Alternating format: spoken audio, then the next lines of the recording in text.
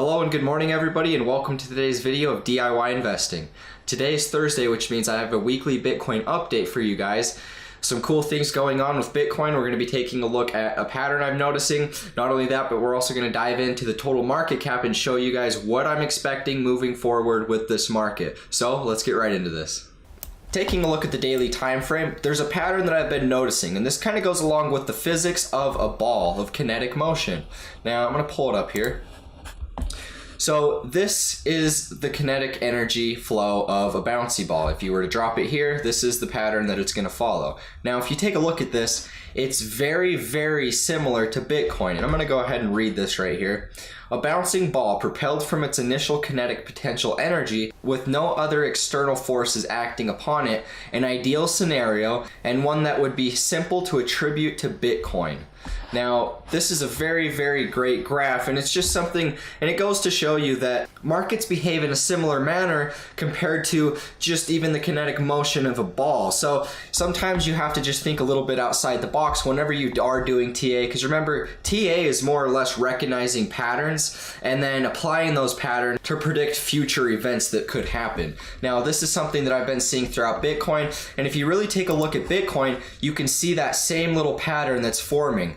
We're not really making any lower lows. We're kind of just stuck at this 6,000 support. Sometimes we get some wicks to 58, but for the most part, we're pretty much just stable. And that's what we've been seeing. Each rally is slowly dying out. Now, here's another graph. This shows the same exact kinetic motion, except this one we only have 3 bounces. And then after bounce 3, we can see that Bitcoin is following a similar pattern. We have bounce 1, bounce 2, and now bounce 3, and now we're kind of just flatlining out. We actually have made a higher low in bounce 3 for the first time. Whether that holds or not, we have to wait and see. But for now, we are holding that support. We have decent buy volume coming in. Keep in mind, this is Bitfinex's chart. If you go and look at the XBT chart with BitMEX, you actually see that this volume right here is actually monumentally bigger than the previous volume that we had in the entire rally. So that can mean a couple of different things. I know that I've heard a lot of people say that BitMEX's volume isn't accurate and that it's a scam and that it's manipulated. I don't know if that's true. Nobody could ever know if that's true except for BitMEX. What we do know is BitMEX is one of the most liquid Bitcoin exchanges. Even though they're not trading Bitcoins on their exchange, it's more or less just contracts. The volume is still going to be fairly accurate because people are still going to be looking at that and judging and making their assumptions based off of that volume. So as you can see, we've got good volume in here. Based off of the last chart I showed you, it looks as if we could be coming to a very, very key point in this market structure. And in fact, I think that that's very accurate to say. I'm strongly on the position that we're either going to impulsively break out of this little downward pointing wedge, or we're going to fall back into it and then have a lower low down to about 5,000 to 4,800 to about 5,200, somewhere in that range. But this is what I'm going to be watching out for with Bitcoin currently. Now, I'm going to dive in and we're going to take a look at a pattern that I have been noticing play out over the last few weeks. And it's a pattern that we've actually already had inside of Bitcoin in some of the previous moves. So we're going to go ahead and take a look at that. Now, let's go to the 8-hour time frame. Don't want it to be too squishy. Okay. So this is a head and shoulder pattern, which everybody knows is a bearish pattern. But the problem with that is this head and shoulder pattern is forming as we make these lower highs in the cycle. Now, the thing about this is this doesn't fit the parameters of a true head and shoulder pattern. Keep in mind, a head and shoulder pattern can't be forming inside of another pattern.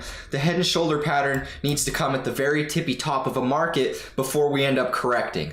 Now, what's different about this head and shoulder pattern is it's coming at the terminal end of a downtrend. So that doesn't happen very often inside of a bearish market. Usually it'll have a big bull rally, and then at the very top of the market cycle, you'll have a head and shoulder pattern play out, and then it'll correct, and then it'll be a trend reversal. However, why is a bearish trend reversal pattern happening at the very bottom, or what we see is the bottom right now in Bitcoin's market cycle?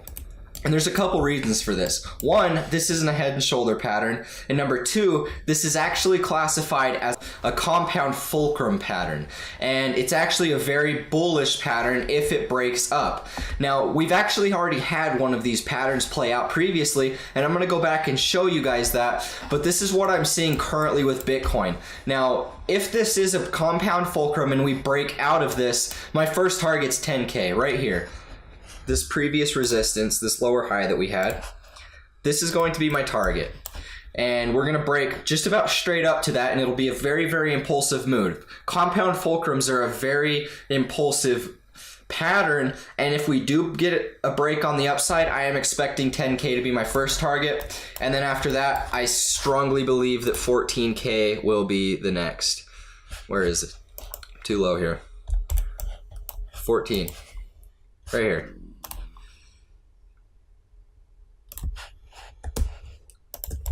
So these are going to be my two targets going forward. If this is a bullish compound fulcrum, which it seems to look like. Now I'm going to actually dive in and we're going to take a look at the previous one.